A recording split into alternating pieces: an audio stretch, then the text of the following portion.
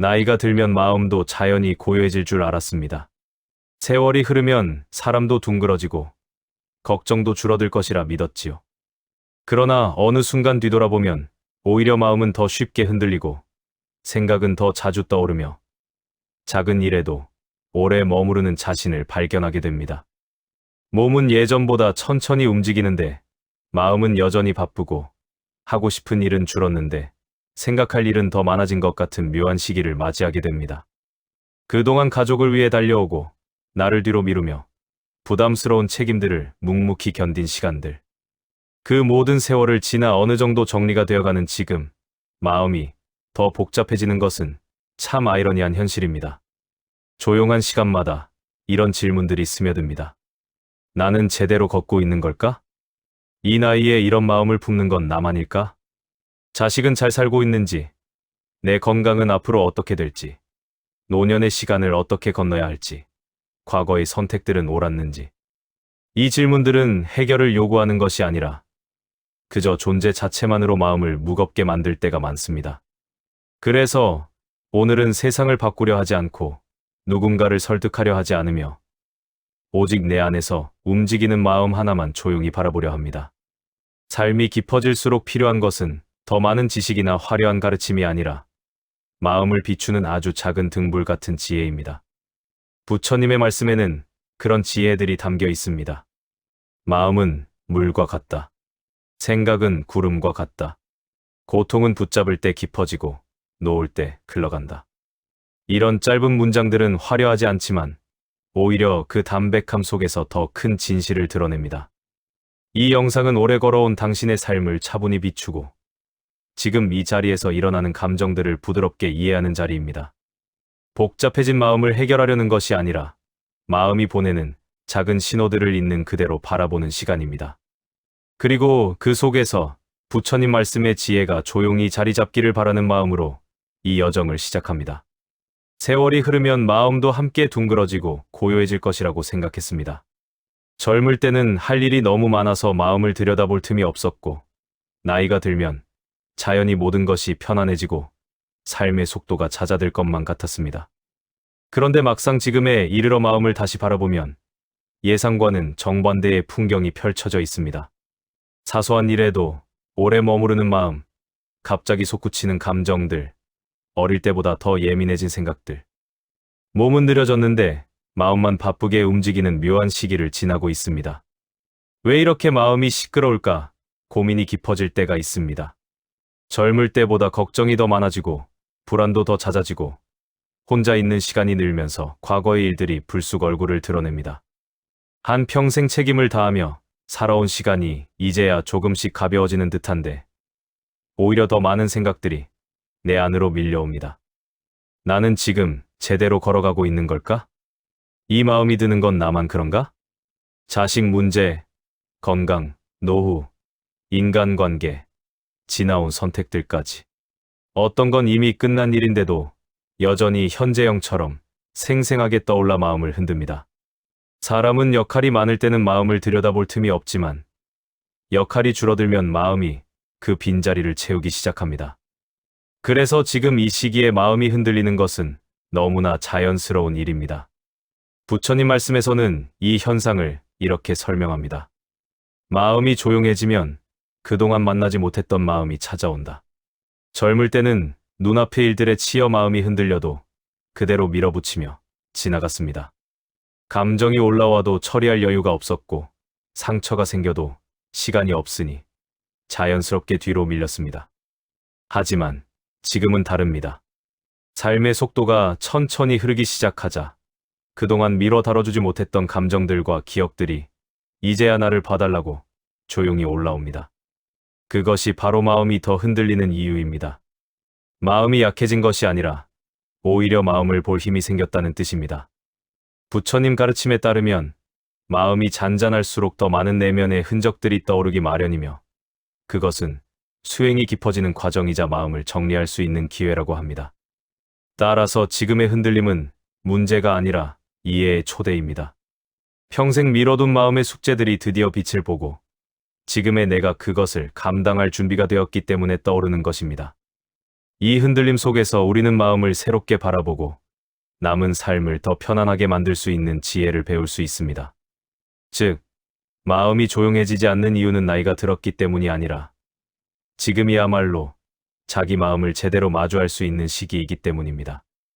이제부터 시작될 여정은 이 마음의 움직임을 억누르지 않고 조용히 바라보는 시간입니다. 그리고 이것이 부처님 말씀을 통해 마음을 가볍게 정리해 나가는 첫걸음이 됩니다. 하루 동안 이유 없이 마음이 불편해지는 순간이 있습니다. 조용히 지내다가도 갑자기 오래전 일이 떠올라 마음 한구석이 저릿해지고, 어느 때는 누군가의 말이 문득 되살아나서 그때의 감정이 다시 살아나는 순간도 있습니다. 이미 끝난 일인데도, 이미 지나간 사람인데도 생각은 마치 오늘 일처럼 현재로 끌어옵니다. 그럴 때 우리는 흔히 내가 아직도 이걸 못 잊었나 보다라고 스스로를 탓하곤 합니다. 생각은 우리가 원하지 않아도 찾아오고 때로는 전혀 상관없던 순간에 뜬금없이 마음을 흔들어 놓습니다. 걱정도, 후회도, 서운함도, 억울함도 모두 생각의 형태로 다시 떠올라 감정을 깨웁니다. 우리는 그 생각들이 올라오는 순간 그걸 나라고 단정해버립니다. 내가 불안한 사람인가? 내 마음이 아직 약한 걸까? 왜 자꾸 이런 생각이 나는 걸까? 이렇게 생각을 곧바로 나의 성격, 나의 본질과 연결해버리는 것입니다. 그러다 보니 생각이 한번 올라오면 감정이 겹겹이 붙고 마음은 더 빠르게 흔들립니다. 생각을 억지로 끊으려 하면 오히려 더 강해지고, 잊으려 하면 더 또렷해지는 경험도 있었을 것입니다. 이것은 생각이 실체가 있어서가 아니라 우리가 생각에 의미를 붙이기 때문입니다. 생각 자체는 그저 지나가는 현상인데 우리는 그 생각을 붙잡아 해석하고 판단하면서 점점 더 큰 무게를 얹습니다. 부처님은 이런 마음의 구조에 대해 아주 명확한 가르침을 주셨습니다. 떠오르는 생각은 너 자신이 아니다. 떠오르는 순간은 현상일 뿐이다. 생각은 구름처럼 일어났다가 사라지는 흐름입니다. 하늘이 본래 넓고 고요하듯 우리의 마음도 본래 조용한 공간입니다. 그런데 구름이 잠시 지나가면 우리는 전체 하늘을 구름이라고 착각해버립니다. 마찬가지로 생각이 잠시 떠오르면 우리는 마음 전체를 그 생각으로 규정해버립니다. 부처님은 생각을 억누르지도 말고 쫓아가지도 말고 왔구나 하고 바라보라고 하셨습니다. 이것이 생각의 실체를 꿰뚫어보는 길입니다. 감정과 생각은 자연스럽게 일어나는 것이지 나의 잘못이 아닙니다. 그저 지금 내 마음에서 하나의 현상이 올라온 것입니다. 또 이런 생각이 왔구나. 이 한마디의 알아차림이 생각과 나를 분리시키고 감정을 절반으로 줄이며 생각의 흐름을 지켜보는 힘을 길러줍니다. 이 원리를 깨닫기 시작하면 신기한 변화가 일어납니다. 생각은 여전히 찾아오지만 더 이상 나를 끌고 다니지 못합니다. 생각은 여전히 떠오르지만 마음 전체를 흔들지는 못합니다. 생각이 나라는 착각에서 벗어나면 마음은 본래의 고요를 되찾기 시작합니다. 결국 떠오르는 생각은 나를 괴롭히기 위한 것이 아닙니다. 그저 잠시 들렀다 가는 손님입니다. 손님에게 문을 열어주고 억지로 쫓아내지도 말고 너무 붙잡지도 말면 됩니다. 그저 잠시 머물다 떠날 뿐이라는 사실을 기억하면 생각에 휘둘리던 마음은 훨씬 가벼워집니다. 이제부터는 생각이 떠오를 때 이렇게 속삭여 보세요. 이건 내 일부가 아니라 그냥 하나의 생각일 뿐이다. 그 순간부터 마음은 더 이상 생각에 끌려가지 않고 생각은 마음을 지배할 수 없습니다. 이렇게 생각과 나를 분리하는 작은 연습이 쌓이면 마음은 점점 더 넓어지고 더 고요해집니다. 살아오면서 같은 사건을 겪고도 사람마다 전혀 다르게 받아들이는 모습을 종종 보게 됩니다. 누군가는 금세 잊고 지나가는 일을 다른 누군가는 수년이 지나도 마음속에 간직한 채 떠올릴 때마다 속이 뒤집히는 경우도 있습니다. 심지어 내가 예전에 겪었던 일도 그 당시에는 별것 아니었는데 지금 떠올리면 마음이 이상하게 불편해지는 경우도 있습니다. 이런 차이를 마주할 때면 우리는 문득 이런 의문을 품습니다. 왜 사람마다 똑같은 일을 이렇게 다르게 느끼는 걸까? 그 이유는 사건 자체 때문이 아니라 우리가 그 사건을 바라보는 마음의 해석 때문입니다. 예를 들어봅시다. 자식이 며칠 동안 전화를 하지 않았다고 하면 어떤 사람은 이렇게 생각합니다. 바쁘겠지. 열심히 산다고 생각하자. 하지만 어떤 사람은 이렇게 받아들입니다. 내가 나이가 드니 소홀해지는 건가? 서운하네. 사실은 전화가 오지 않았다는 동일한 사실 하나뿐인데도 마음의 해석은 완전히 다릅니다. 해석이 부드러우면 마음에 바람만 살짝 불고 지나가지만 해석이 날카로우면 마음에 깊은 상처를 남기기도 합니다. 동일한 상황이 사람마다 다른 감정을 불러오는 이유, 그리고 같은 사람이더라도 다른 시기에는 다른 감정을 느끼는 이유가 바로 이것입니다. 사람은 마음이 불안할 때 한 사건을 과하게 확대해서 받아들이고 마음이 지쳐 있을 때 사소한 말에도 깊은 상처를 받기도 합니다. 반대로 마음이 넉넉할 때는 누군가의 실수도 쉽게 이해하고 작은 불편함도 웃으며 넘길 수 있습니다. 즉, 세상을 힘들게 만드는 것은 결국 사건이 아니라 그 사건을 바라보는 내 마음의 각도입니다. 부처님은 이 진실을 한 문장으로 설명했습니다. 마음이 곧 세상이다. 이 말은 세상이 내 마음대로 움직인다는 뜻이 아니라 내가 마음을 어떻게 쓰느냐에 따라 세상이 나에게 어떤 색깔로 보이는지가 달라진다는 뜻입니다. 내 마음이 어두우면 세상도 어둡고 내 마음이 불안하면 모든 일이 불안하게 보입니다. 반대로 내 마음이 고요하면 세상의 소음도 작아지고 내 마음이 넓으면 세상의 거친 면도 한층 부드럽게 보입니다. 마음이 유리창이라면 세상은 그 창을 통해 보이는 풍경입니다. 유리가 흐리면 풍경도 흐리고 유리가 닫혀 있으면 풍경도 선명해집니다. 결국 내가 살아가는 세상은 외부가 만든 것이 아니라 내 마음의 상태가 만들어낸 느낌의 세상입니다. 부처님은 또한 이런 비유를 남기셨습니다. 한 줌의 소금도 마음이 좁으면 물을 짜게 만들고 마음이 넓으면 그 소금조차 강물 속에서 사라진다. 같은 고통도 마음이 좁아져 있으면 크게 느껴지고 마음이 넓어지면 흘러가는 사건 중 하나가 된다는 뜻입니다. 따라서 세상을 바로잡는 길은 세상을 바꾸는 것이 아니라 마음을 살피는 데서 시작됩니다. 결국 우리가 살아가는 하루는 설명이 아니라 해석으로 움직입니다. 그동안 세상에 휘둘렸다고 느꼈던 많은 순간들도 사실은 마음의 각도가 조금 기울어 있었기 때문일 수 있습니다. 마음의 각도를 조금만 바꾸어 보면 세상이 달라지고 세상이 달라지면 삶이 달라집니다. 부처님이 마음을 먼저 닦아라라고 하신 이유가 바로 여기에 있습니다.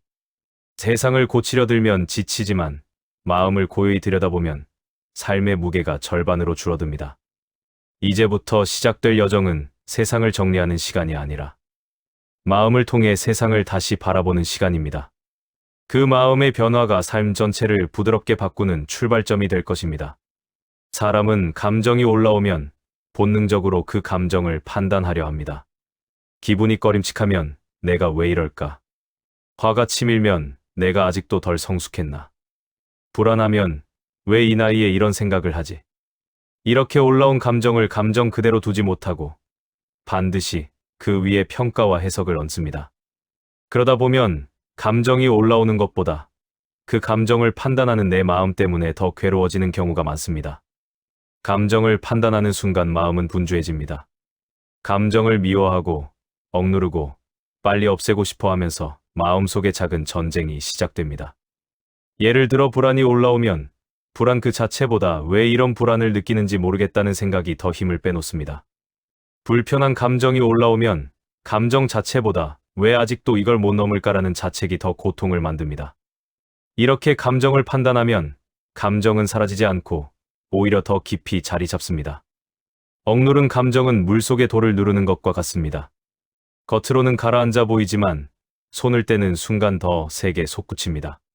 감정을 직면하지 않고 눌러버리면 마음 깊은 곳에서 작은 덩어리처럼 굳어져 언젠가 예상치 못한 시점에 다시 올라오게 됩니다. 사람이 나이가 들수록 감정이 더 예민해지는 이유도 여기에 있습니다. 젊을 때는 억누르는 힘으로 덮어두던 감정들이 지금은 마음의 여유가 생기면서 다시 떠오르기 때문입니다.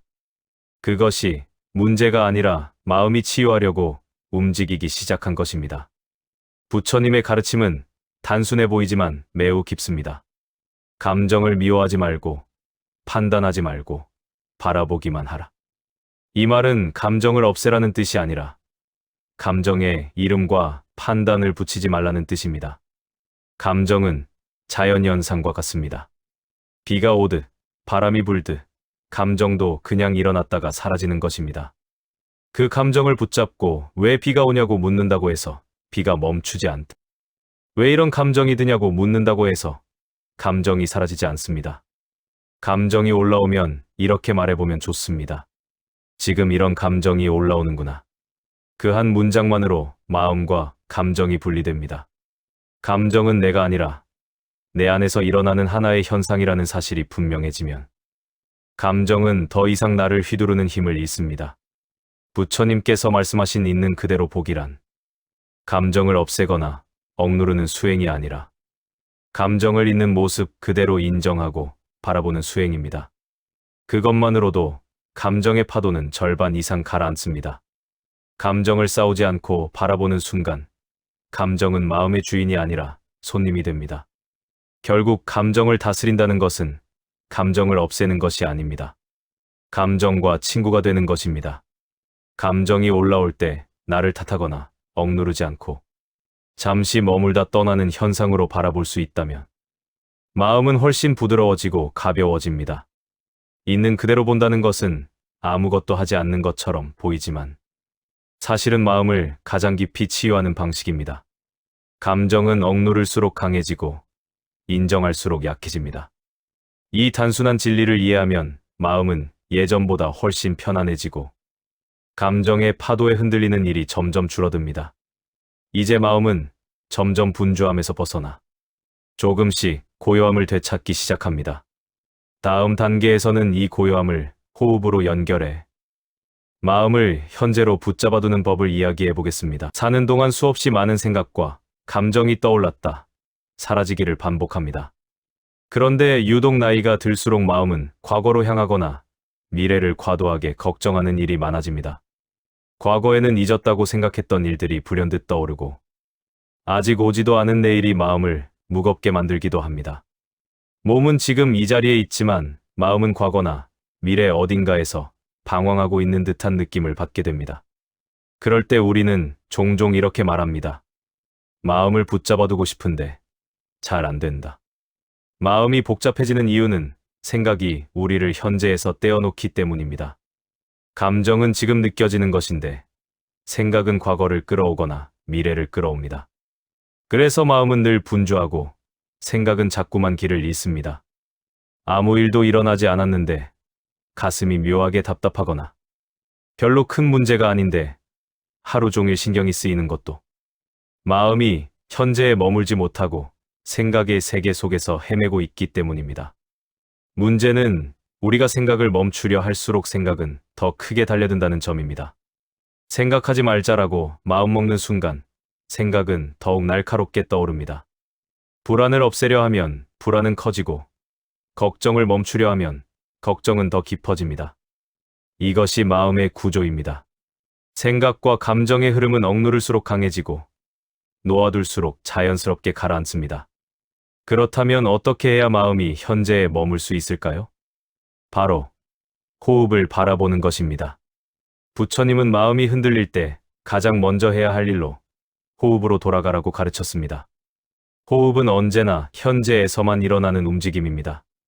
과거에도 호흡하지 못하고 미래에도 호흡할 수 없습니다. 오직 지금 이 순간만 호흡할 수 있습니다. 따라서 숨을 바라보는 행위는 마음을 과거와 미래에서 지금 이 자리로 데려오는 가장 빠르고 쉬운 방법입니다. 호흡을 바라보는 것에는 억지나 기술이 필요하지 않습니다.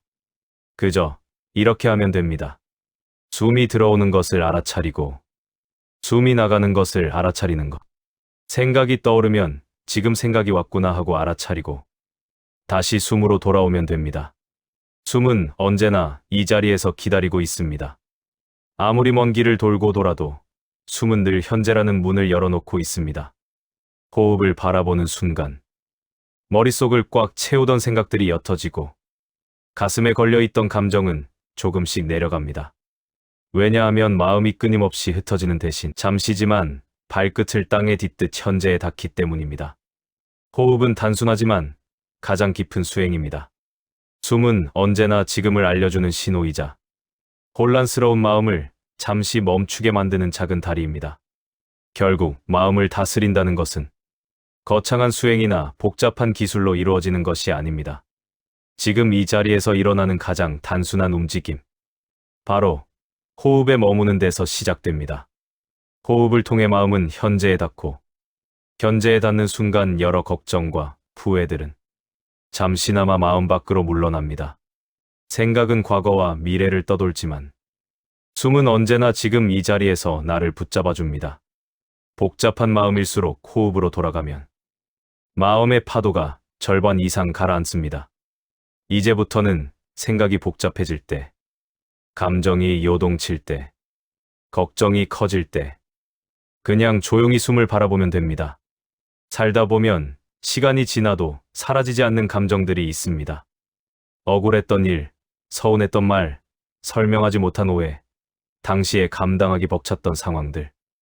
그 기억들은 이미 오래전 일인데도 마음 한구석에 조용히 남아있다가 어느 날 문득 떠올라 마음을 찌르고 갑니다. 벌써 오래된 일인데도 왜 이렇게 선명할까?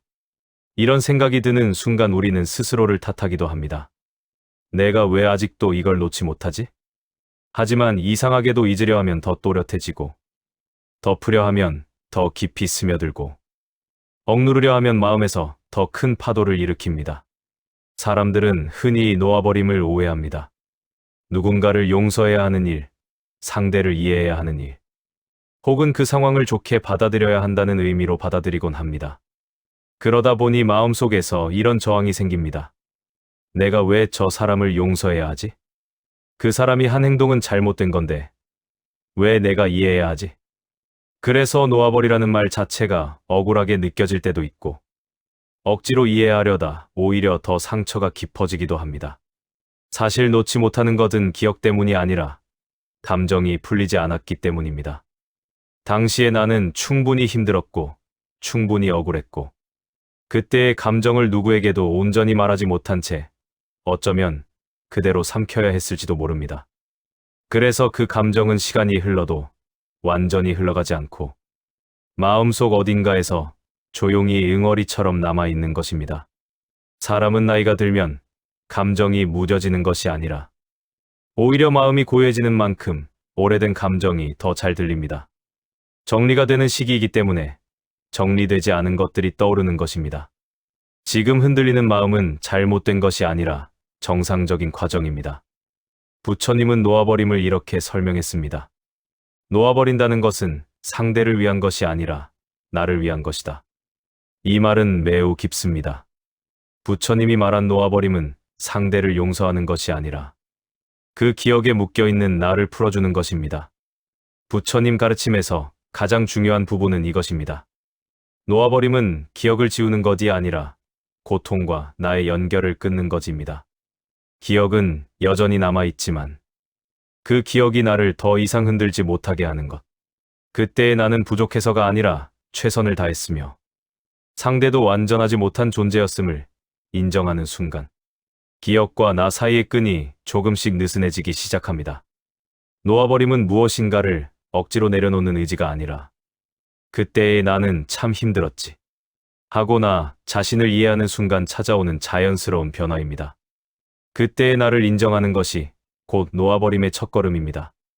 감정을 지우려 하지 않아도 되고 과거를 좋게 포장할 필요도 없습니다. 다만 지금의 내가 그 기억에서 한 발 떨어져 바라볼 수 있을 때 놓아버림은 이미 절반 이상 이루어진 것입니다. 결국 놓아버림은 상대가 아니라 나를 위한 마음의 해방입니다. 상대가 달라지기를 기다리는 것이 아니라 지금의 내가 과거의 감정에게 더 이상 끌려가지 않겠다는 선언입니다. 그 선언이 마음속에서 일어날 때 기억은 여전히 남아 있어도 그 기억이 주던 고통은 점점 힘을 잃습니다. 놓아버림은 단번에 완성되는 기술이 아닙니다. 천천히, 조금씩 마음이 준비될 때 비로소 열리는 문과 같습니다. 이제는 억지로 애쓰지 않아도 됩니다. 그때의 나를 이해하고 지금의 나를 인정하는 과정 속에서 과거는 서서히 흘러가기 시작합니다. 살다 보면 어떤 날은 작은 일 하나가 마음을 크게 뒤흔듭니다. 누군가의 무심한 말 한마디, 예상치 못한 작은 실수, 혹은 별것 아닌 상황도 이상하게 크게 다가와 하루 전체를 무겁게 만드는 날이 있습니다. 예전 같으면 가볍게 넘겼을 일인데 지금은 그런 일이 더 오래 남고 더 깊이 스며드는 것처럼 느껴집니다. 왜 이렇게 사소한 일이 크게 느껴질까? 이 질문이 마음속에서 떠오를 때가 있습니다. 이런 현상은 마음의 넓이와 깊은 관련이 있습니다. 마음이 힘들 때는 작은 일도 큰 폭탄처럼 느껴지고, 마음이 좁아져 있을 때는 아무것도 아닌 일이 하루의 감정을 완전히 바꿔놓을 만큼 커집니다. 반대로 마음이 넉넉할 때는 누군가의 말도 가볍게 지나가고, 작은 실수도 잠시 기분을 흔들 뿐, 곧 다시 평온을 찾습니다. 부처님은 이런 마음의 상태를 소금과 물의 비유로 설명했습니다. 한 컵의 물에 소금을 넣으면 물은 짜다. 하지만 강물에 소금을 넣으면 짠맛을 느낄 수 없다. 같은 소금인데도 물의 양이 다르면 맛이 달라지는 것처럼, 같은 사건이라도 마음의 넓이가 다르면 받아들이는 감정이 완전히 달라집니다. 마음이 좁아졌다는 것은 지금의 내가 지쳐 있거나, 과거의 감정이 아직 남아 있거나, 마음이 잠시 흔들려 있는 상태일 뿐입니다. 그것이 잘못된 마음이 아니라 정리가 필요한 마음이라는 신호입니다. 부처님 말씀에서 마음을 넓히는 방법은 억지로 이해하거나 무조건 참으라는 것이 아닙니다. 마음의 넓이는 생각을 다르게 하려는 노력보다 감정을 있는 그대로 바라볼 공간을 만드는 데서 시작됩니다. 예를 들어 누군가의 말로 마음이 상했을 때 대부분은 이렇게 생각합니다. 왜 저런 말을 했을까? 나를 무시한 건가? 내가 뭘 잘못했나? 하지만 마음을 넓힌다는 것은 상대의 말에서 내가 받은 감정을 먼저 바라보는 것입니다. 지금 나는 상처받았구나. 이 한 문장만으로 마음은 조금 넓어집니다. 상대의 의도를 파헤치려 하지 않고, 상대의 마음을 억지로 이해하려고 애쓰지 않고, 그저 내 감정을 우선 바라보는 것. 이것이 마음의 공간을 넓히는 첫걸음입니다. 그리고 마음이 넉넉해지면 다시 이런 것들이 보이기 시작합니다. 그 사람도 힘들었겠지. 모두가 완벽할 수는 없지. 나도 저럴 때가 있지. 이 생각은 억지 이해가 아니라 마음의 공간이 넓어지며 자연스럽게 생겨나는 시선입니다. 결국 마음의 넓이는 누군가를 무조건 용서해서 생기는 것도 아니고, 억지로 선하게 살아서 생기는 것도 아닙니다. 마음이 지친 자신을 먼저 돌보고, 감정이 흔들릴 때 스스로에게 여유를 주는 동안 조금씩 넓어지고 깊어지는 것입니다. 마음이 넓어지면 같은 일에도 덜 상처받고, 같은 말을 들어도 덜 흔들리고, 삶의 작은 파도에도 쉽게 요동치지 않습니다. 그리고 어느 순간 깨닫게 됩니다. 아, 세상은 변하지 않았는데 내 마음이 넓어지니 세상이 달라졌구나. 사람은 살아오면서 평생 비교 속에서 살아갑니다. 어릴 때는 친구와 성적을 비교했고, 어른이 되어서는 직장과 집, 경제력과 외모를 비교했으며, 가정을 꾸린 후에는 자녀의 성취와 배우자의 능력마저 비교의 기준이 되곤 했습니다. 나이가 들면 비교에서 벗어날 줄 알았는데, 오히려 지금 시기에는 더 미세한 비교들이 마음을 흔듭니다. 저 사람은 저렇게 사는데 나는 왜 이럴까? 내 나이에 저 정도면 참 좋을 텐데. 이런 생각 하나가 마음에 들어오는 순간 이미 내 하루의 평온은 흔들리기 시작합니다. 비교가 무서운 이유는 비교하는 대상이 실제 삶보다 훨씬 과장된 형태로 마음에 자리 잡기 때문입니다. 사람은 남의 좋은 점만 보고 자기 안에서는 부족한 점만 봅니다. 그래서 비교는 언제나 나를 작아지게 만들고 내 삶을 초라하게 보이게 합니다. 게다가 비교는 끝이 없습니다. 누군가를 이겼다고 생각해도 금방 더 위에 있는 사람이 보이고, 조금 나아졌다고 생각하면 금세 새로운 기준이 나타납니다. 비교는 나에게 성장을 주는 것이 아니라 계속해서 부족함을 느끼게 만듭니다. 특히 지금은 주변의 소식들이 빠르게 드러나는 시대입니다. 자식의 안정된 삶, 누군가의 성공적인 노후, 여유 있게 사는 사람들의 모습이 마치 모두의 현실인 것처럼 보입니다. 그러나 누구의 삶도 속까지 들여다보면 각자 저마다의 고통과 사연을 가지고 있습니다. 우리는 보이는 것만 보고 비교합니다. 그리고 그 비교는 나를 점점 지치게 만듭니다. 부처님 말씀에서는 비교를 이렇게 설명합니다. 비교는 마음을 시들게 하고 비교를 놓는 것은 마음을 자유롭게 한다. 부처님은 모든 괴로움의 뿌리는 남과 나를 같은 기준으로 놓고 비교하는 마음이라고 하셨습니다. 왜냐하면 사람마다 살아온 길이 완전히 다르기 때문입니다. 30년 동안 고생하며 살아온 사람과 전혀 다른 환경에서 살아온 사람을 비교할 수 없고, 나와 전혀 다른 성격과 인생을 가진 사람을 같은 선 위에서 평가할 수도 없습니다.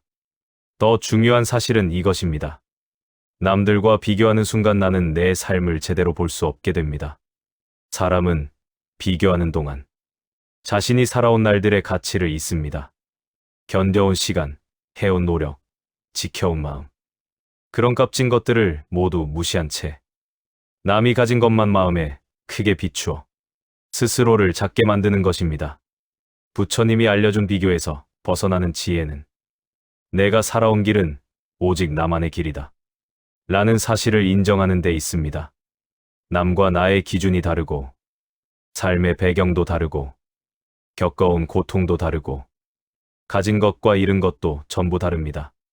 내가 걸어온 길을 남의 길과 섞어 비교하는 순간 마음은 반드시 흔들립니다. 반대로 나의 길을 나의 기준으로만 볼 때 비로소 마음이 안정되기 시작합니다. 비교를 내려놓는다는 것은 남보다 낮아지겠다는 뜻이 아니라 남보다 앞서겠다는 뜻도 아닙니다. 오로지 내 삶을 내 눈으로 보겠다는 선언입니다.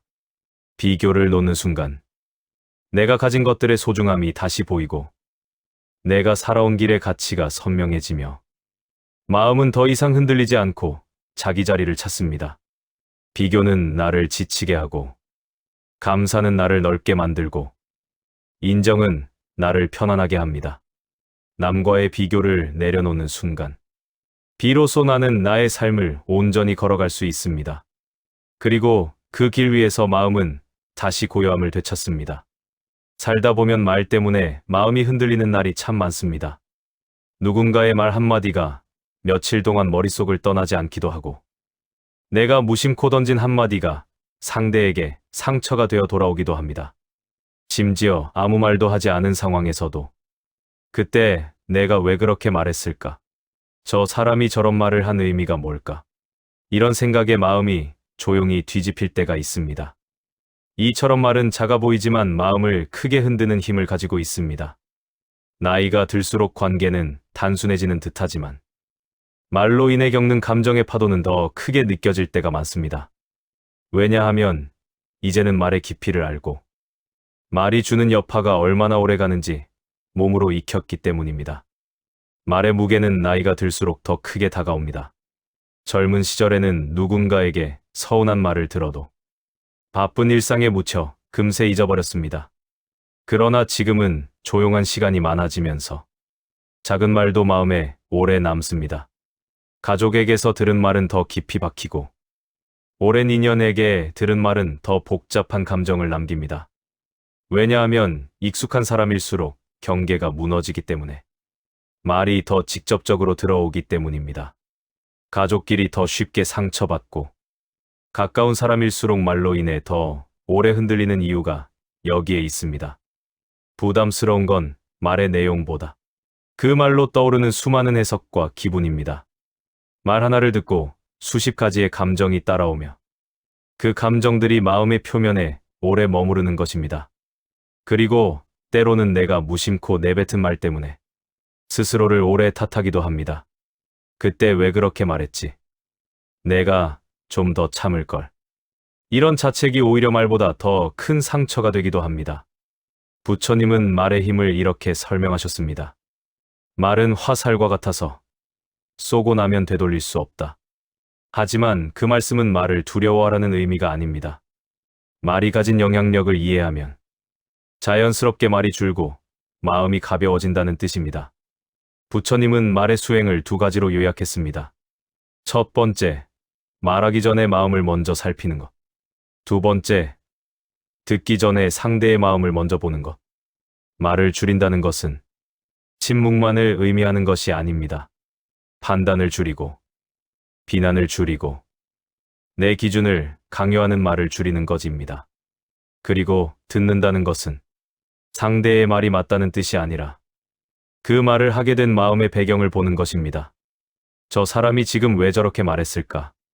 이 질문이 생기면 말의 표면이 아니라 마음의 흐름이 보이기 시작합니다. 누군가가 짜증 섞인 말을 할 때 그 말 뒤에는 피로함, 외로움, 억울함, 혹은 말로 표현하지 못한 걱정이 숨겨져 있는 경우가 많습니다. 이 마음을 보는 순간 말에 상처받지 않고 사람의 마음을 이해하게 됩니다.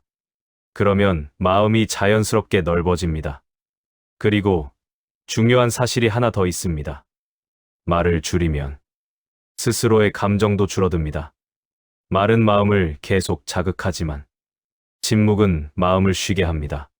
필요하지 않은 말을 줄이는 순간 생각은 조용해지고 감정은 부드러워지고 마음의 공간이 넓어집니다.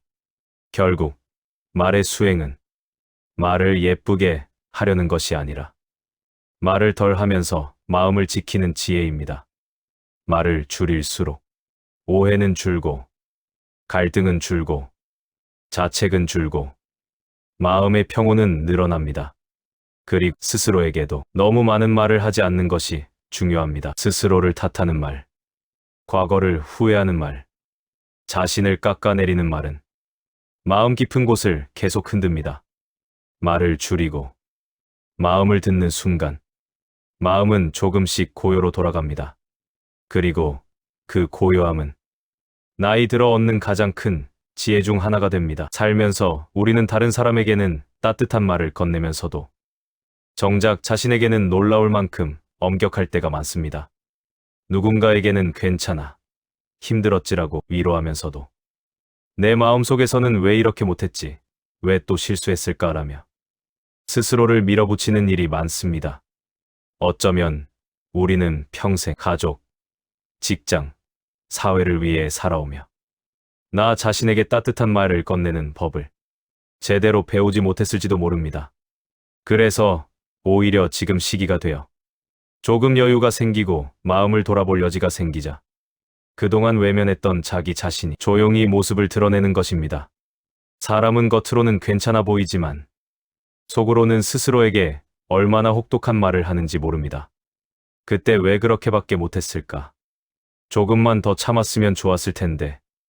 나는 왜 늘 이런 식이지? 이런 말들이 마음속에서 끊임없이 반복됩니다. 누군가에게 들은 상처보다 스스로에게 던진 한마디가 더 오래 마음을 아프게 만드는 경우도 많습니다. 특히 나이가 들면 이런 자기 비난이 더 자주 떠올라 마음을 지치게 합니다. 과거를 돌아보는 시간이 자연스럽게 늘어나면서 그 시절의 선택들, 말들, 행동들이 마치 지금 일인 듯 생생하게 떠오릅니다. 그때는 최선이었는데 지나고 보니 아쉬운 것도 있고 후회되는 것도 있습니다. 하지만 부처님은 이런 마음의 작용을 두 번째 화살이라고 설명했습니다. 첫 번째 화살은 사건이 주는 고통이고 두 번째 화살은 그 사건을 스스로 비난하며 마음을 다시 찌르는 고통입니다. 우리는 종종 두 번째 화살을 스스로에게 계속 쏘고 있는 것입니다. 부처님이 알려준 방법은 단순합니다. 스스로에게 자비를 베풀어라. 여기서 말하는 자비는 허세나 위로가 아니라 사실을 사실대로 인정하는 것입니다. 예를 들어, 그때 나는 최선을 다했다. 완벽하지 않았지만 그 시절에 나는 충분했다. 이렇게 말하는 것은 나를 과도하게 칭찬하는 것이 아니라 진실을 인정하는 것입니다. 우리는 그 시절 모두가 지금보다 경험이 적었고 지금보다 마음의 여유가 부족했으며 지금보다 상황을 판단하는 힘도 약했습니다. 그 시절에 나는 지금의 나가 알 수 없는 수많은 상황과 감정 속에서 최선을 다해 살아냈습니다. 스스로에게 이렇게 말하는 순간 마음은 서서히 회복을 시작합니다. 내가 나를 이해하기 시작하면 남의 말보다 더 강력한 위로가 되고 남의 인정보다 더 깊은 안정감을 줍니다. 자기 자신에게 따뜻한 말을 한다고 해서 나태해지는 것도 아니고 자신에게 빠지는 것도 아닙니다. 오히려 자신을 존중하는 사람일수록 삶을 더 성실하게 살아갑니다. 마음이 편안해야 몸도 움직이고 마음이 안정되어야 관계도 부드러워지기 때문입니다. 스스로에게 건네는 말은 마음을 다시 세우는 가장 조용한 힘입니다. 누구도 대신 해줄 수 없는 위로이고 오직 나만이 나에게 줄 수 있는 회복의 언어입니다. 하루에 딱 몇 초라도 자신에게 말을 건네보세요. 오늘의 나는 잘 살아냈다. 조금 부족해도 괜찮다. 나는 여전히 나답게 살아가고 있다. 이런 말들이 마음 깊은 곳에서 오랫동안 굳어있던 긴장을 풀어줍니다. 스스로에게 따뜻한 말을 건넬 때 비로소 마음은 단단해지고 앞으로의 삶은 더 부드러운 길을 걷게 됩니다. 어느 날 문득 마음이 괜히 무거워지고 가슴이 답답해질 때가 있습니다. 특별한 문제가 없는데도, 당장 급한 일이 없는데도 막연한 불안이 하루를 잠식하는 날이 있습니다. 괜찮은데 왜 이러지? 별일 아닌데 왜 이렇게 신경이 쓰이지? 이런 감정이 올라올 때 사람은 스스로 당황하게 됩니다. 나이가 들면 걱정이 줄어들 줄 알았는데 오히려 더 크게 느껴지는 순간이 많습니다. 걱정과 불안이 반복되는 이유는 지금 이 순간이 아니라 일어나지 않은 미래에 마음이 붙잡혀 있기 때문입니다. 불안은 언제나 미래에서 옵니다. 혹시 아프면 어쩌지? 앞으로 생활은 괜찮을까? 이 일이 나중에 문제가 되지 않을까? 아직 일어나지도 않은 일들인데 마음속에서는 이미 벌어진 일처럼 확대됩니다. 걱정의 구조는 이렇습니다. 작은 생각 하나가 씨앗처럼 심어지면 그 위에 상상, 해석, 두려움이 차곡차곡 덮여 현실보다 더 큰 그림자를 만들어냅니다. 이 그림자가 마음속에서 실제로 존재하는 것처럼 느껴지기 때문에 몸은 반응하고 마음은 흔들립니다. 어려운 점은 걱정을 멈추려고 할수록 걱정은 더 강해진다는 것입니다. 생각하지 말자, 불안해하지 말자라고 마음먹는 순간 그 생각은 오히려 더 깊게 파고듭니다. 마음을 억누르려는 힘이 커질수록 걱정은 마음의 표면에 더 오래 머물게 됩니다. 그래서 사람들은 때로 아직 오지 않은 다음 달 때문에, 아직 오지 않은 검진 결과 때문에, 아직 오지 않은 하루 때문에 오늘을 불안으로 채웁니다. 하지만 이 불안은 실제가 아니라 마음속에서 만들어낸 예상된 미래입니다. 부처님은 걱정과 불안을 다루는 지혜를 이렇게 설명합니다. 생각은 생각일 뿐 실제가 아니다. 불안이 올라올 때 우리가 해야 할 일은 불안을 없애는 것이 아니라 그 불안이 지금의 현실이 아니라 마음이 만들어낸 그림자임을 알아차리는 것입니다. 부처님의 가르침에서 가장 중요한 포인트는 이것입니다.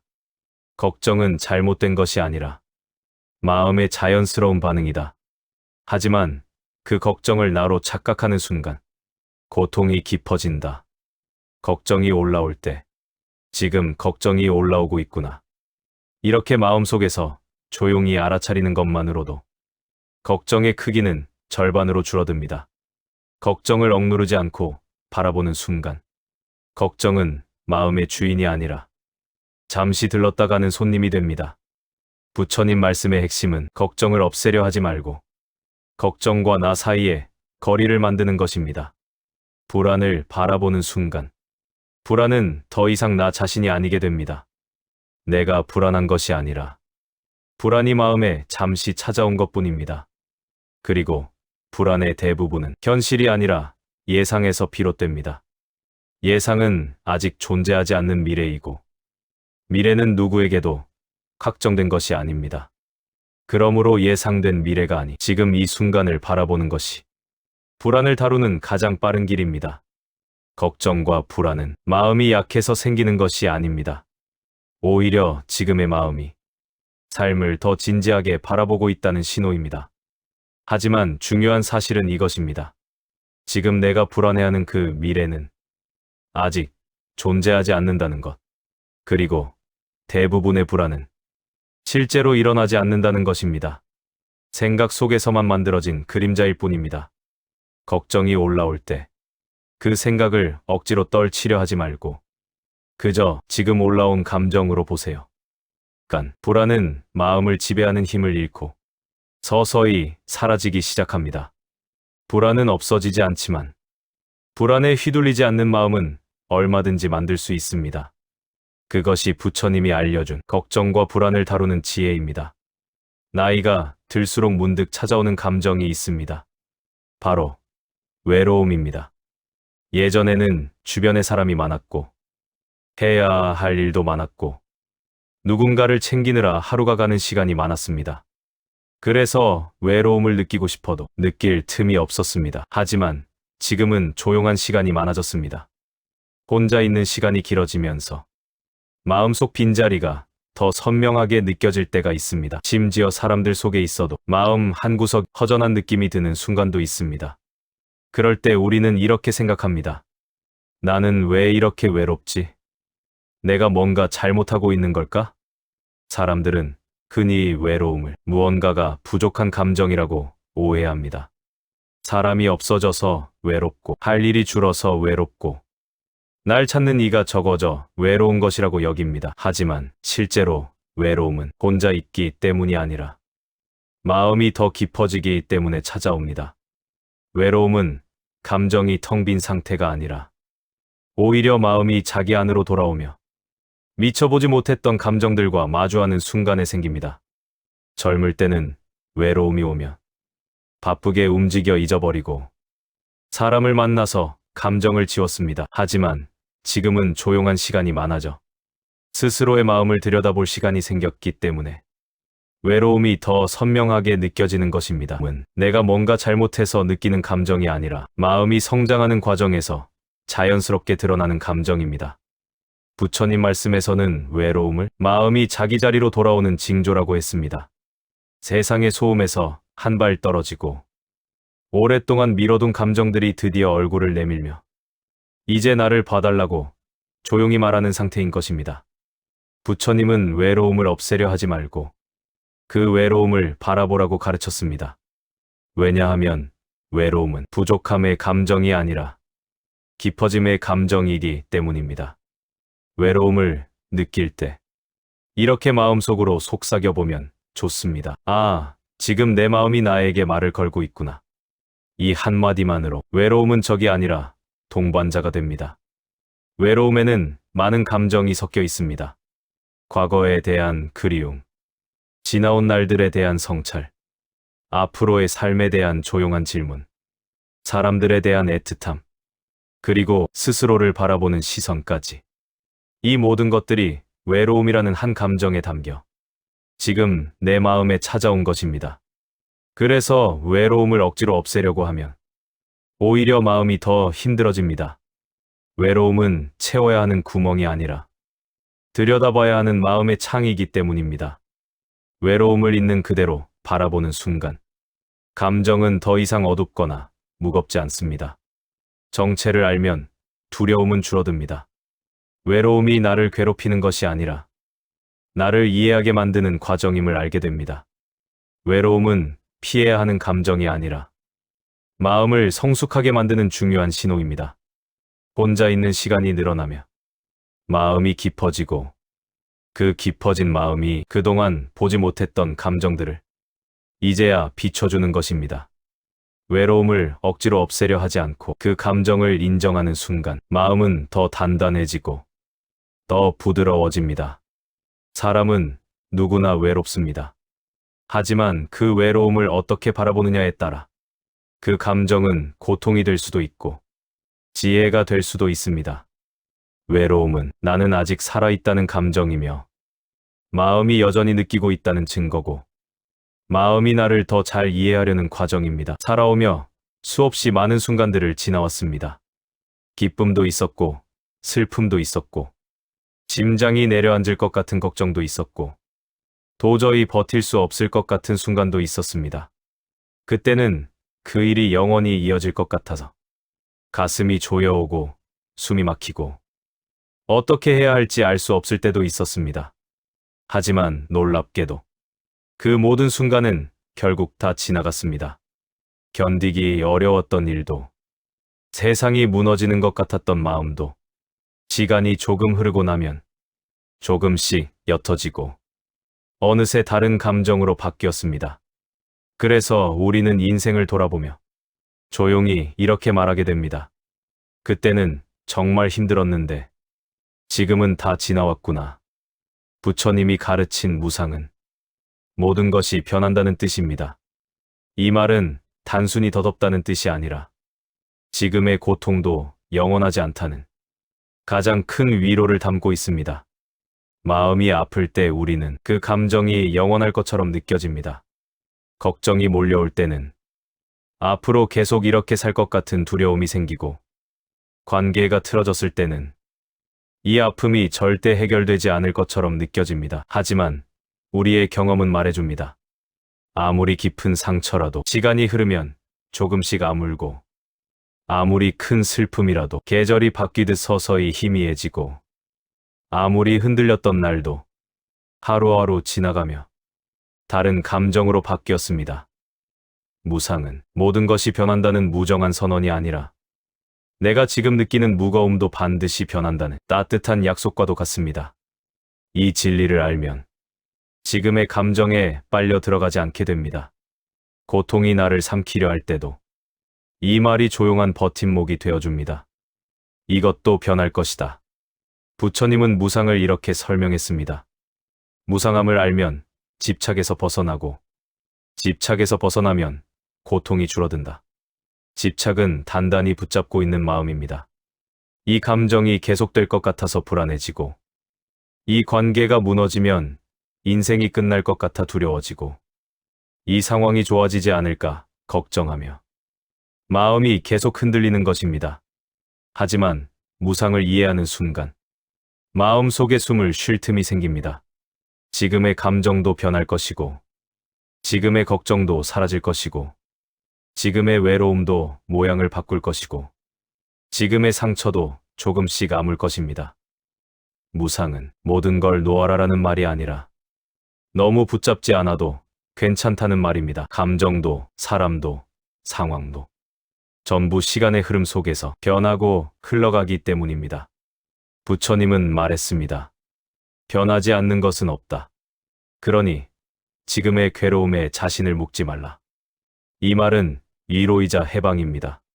지금 내 마음을 짓누르는 감정, 영원할 것처럼 느껴지더라도 그 감정은 반드시 지나갑니다. 흐르는 강물처럼 변하고 사라집니다. 무상을 받아들인다는 것은 삶이 더섭다고 느끼는 것이 아니라 삶을 더 부드럽게 바라보는 지혜입니다. 지금의 힘듦도 지나갈 것이고, 지금의 기쁨도 변할 것이며, 지금의 걱정도 언젠가는 사라질 것입니다. 모든 것이 변하기 때문에 지금을 더 깊이 이해할 수 있고, 지금을 가볍게 받아들일 수도 있습니다. 지나지 않는 것은 없다. 이 단 한 문장만 마음속에 담아도 불안은 줄어들고, 붙잡고 있던 감정들은 조금씩 느슨해지며, 마음은 편안한 중심을 되찾습니다. 살아오면서 우리는 수없이 많은 고통을 경험했습니다.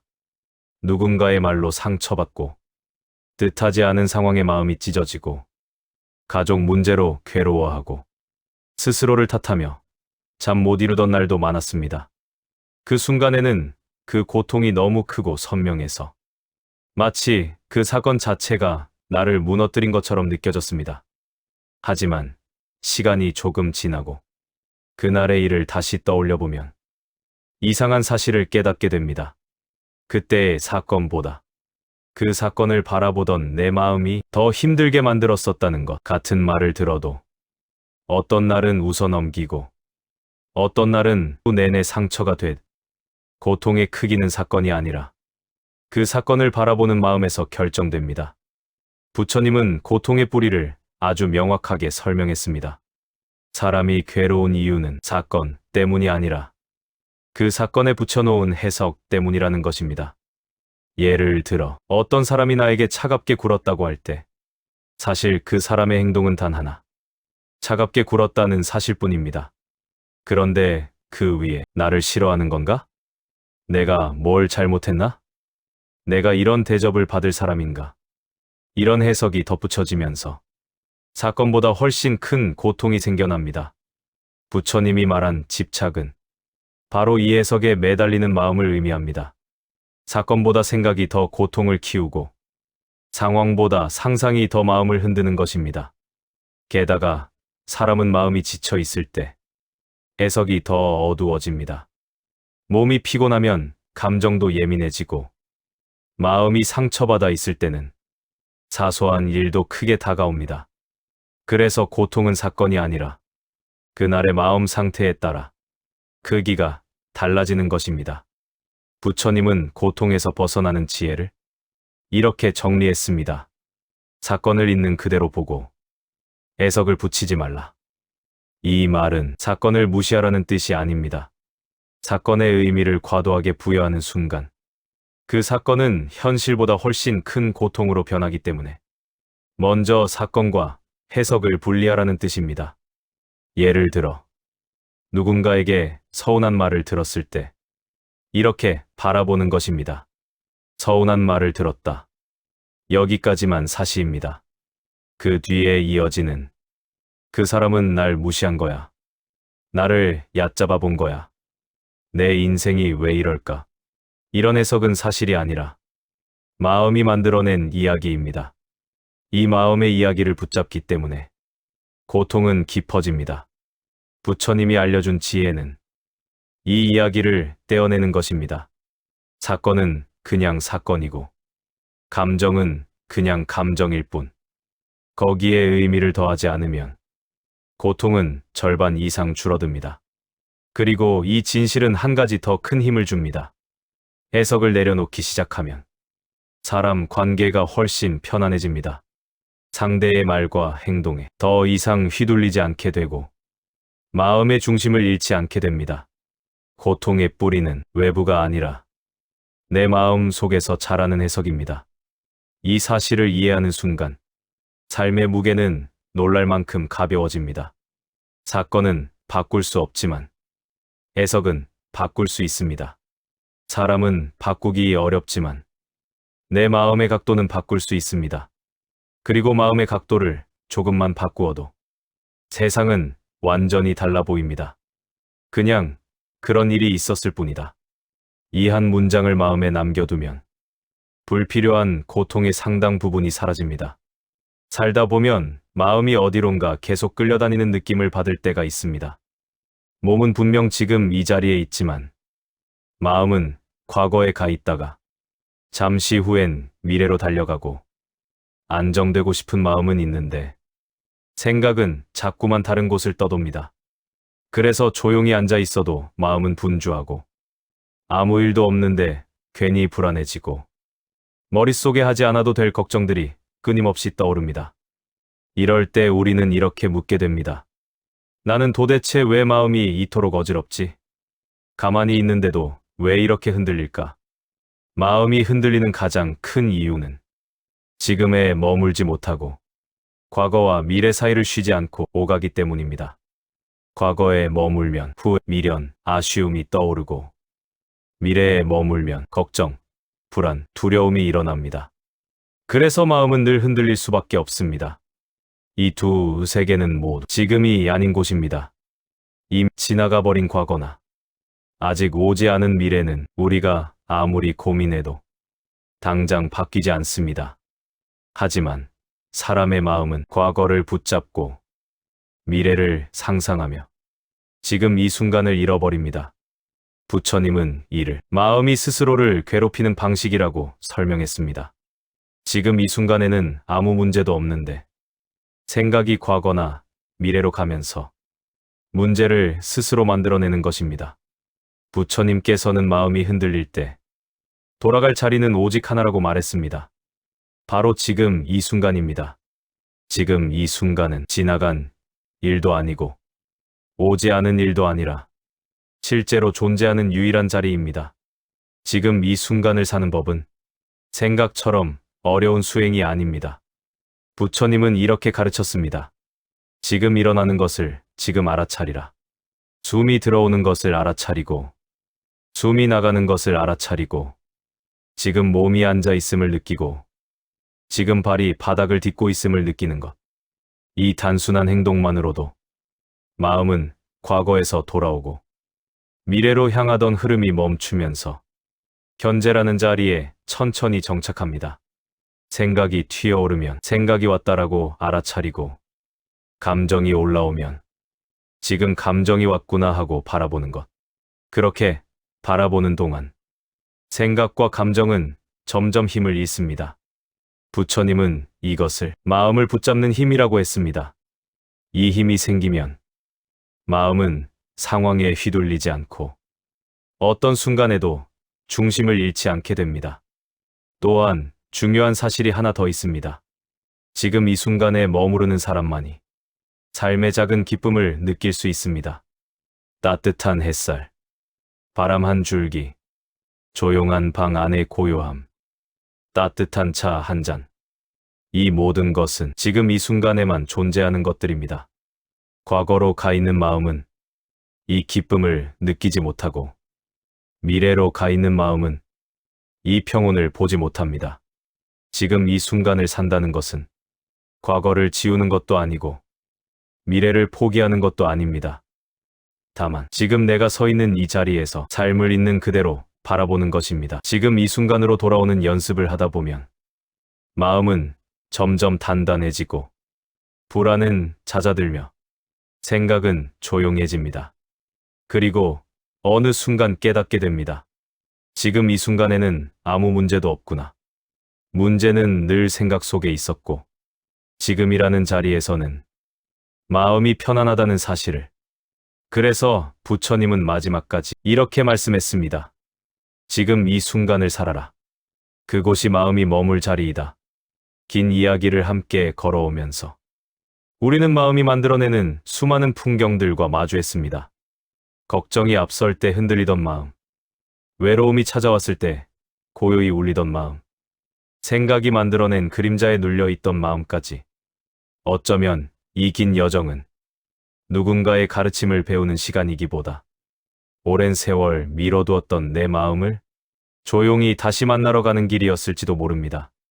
우리의 삶에는 늘 많은 역할이 있었습니다. 부모로서, 자식으로서, 배우자로서, 직장에서의 역할까지. 하지만 정작 나 자신으로서의 시간은 생각보다 많지 않았습니다. 그래서 오늘 이 시간은 그 역할들을 잠시 내려놓고 오롯이 나로서 마음을 바라보는 아주 드문 순간이 되었을 것입니다. 이 긴 시간 동안 우리는 부처님 말씀을 빌려 마음이 흔들리는 이유, 고통이 깊어지는 구조, 놓아버림의 의미, 지금 이 순간에 머무르는 지혜를 살펴보았습니다. 그 과정에서 깨닫게 되는 사실이 하나 있습니다. 마음을 괴롭게 만드는 것은 결코 사건 자체가 아니며 나에게 벌어진 외부 상황도 아니고 누군가의 말도 아닙니다. 결국 나를 힘들게 했던 건 모두 마음속에서 만들어낸 해석과 기억, 그리고 스스로에게 던진 말들이었습니다. 하지만 다행히도 그 마음을 다시 고요하게 만드는 길 역시 바로 내 안에 있습니다. 바라보는 힘, 알아차리는 힘, 놓아주는 힘, 지금 이 순간으로 돌아오는 힘. 이미 그 모든 씨앗은 오래전부터 우리 마음속에 자리하고 있었던 것입니다. 이제 그 씨앗을 단지 늦지 않게 눈으로, 마음으로 다시 보게 된 것뿐입니다. 부처님은 이렇게 말씀하셨습니다. 마음을 지키면 삶이 편안해지고, 마음을 놓치면 삶이 흔들린다. 삶은 여전히 똑같이 흘러가겠지만 마음이 달라지면 같은 하루가 전혀 다른 하루처럼 느껴집니다. 누군가의 말이 마음에 오래 남지 않게 되고, 불안한 생각이 찾아오더라도 그 생각을 따라가지는 않게 되며, 외로움이 찾아와도 그 감정이 나를 삼키지 못합니다. 마음은 결코 단단한 돌덩이가 아니라 물처럼 움직이고, 하늘처럼 넓어질 수 있고, 바람처럼 가벼워질 수 있는 존재입니다. 오늘 이 이야기를 통해 그 마음의 움직임을 조금이라도 이해하게 되었다면 이미 삶의 절반은 편안해졌다고 해도 과언이 아닙니다. 그리고 우리는 이제 압니다. 고통은 결국 마음의 해석에서 오지만 평온은 마음을 바라보는 눈에서 온다는 것을, 이 두 가지를 구분하는 순간 삶은 한층 가벼워지고 넉넉해집니다. 이제 이야기는 끝났지만 마음의 여정은 오늘부터 다시 시작됩니다. 앞으로도 걱정이 오고 불안이 오고 외로움이 찾아오고 누군가의 말에 마음이 흔들리는 날이 있을 것입니다. 그것은 잘못된 것이 아니라 사람으로서 너무나 자연스러운 일입니다. 하지만 오늘 배운 한 가지 진실만 기억해 주세요. 마음은 언제든 다시 자기 자리로 돌아올 수 있다. 숨을 바라보면 돌아오고, 감정을 판단하지 않으면 고요해지고, 지나가는 생각을 붙잡지 않으면 가벼워집니다. 그리고 무엇보다 스스로에게 따뜻한 말을 건네는 순간, 마음은 가장 먼저 치유됩니다. 이제는 마음을 억지로 바꾸려고 하지 않아도 됩니다. 그저 마음이 움직이는 방향을 조용히 바라보면 됩니다. 바라본다는 그 행동 하나만으로 마음은 다시 제자리로 돌아옵니다. 그 자리는 늘 당신 안에 있었고 결코 사라진 적이 없습니다. 오늘 이 긴 여정이 당신의 마음에 작은 등불 하나가 되었기를 바랍니다. 앞으로 흔들리는 순간이 찾아와도 이 등불이 조용히 길을 비춰줄 것입니다. 그리고 당신의 남은 삶이 더 부드럽고 더 따뜻하고 더 고요한 시간들로 채워지기를 조용한 마음으로 응원합니다. 오늘 이야기가 마음에 작은 숨을 돌릴 여유를 주었다면 더 깊은 마음의 이야기들을 조용히 이어드리겠습니다. 구독과 좋아요는 당신의 마음을 위한 작은 쉼표가 됩니다. 고요한 밤, 편안한 하루가 함께하길 바랍니다.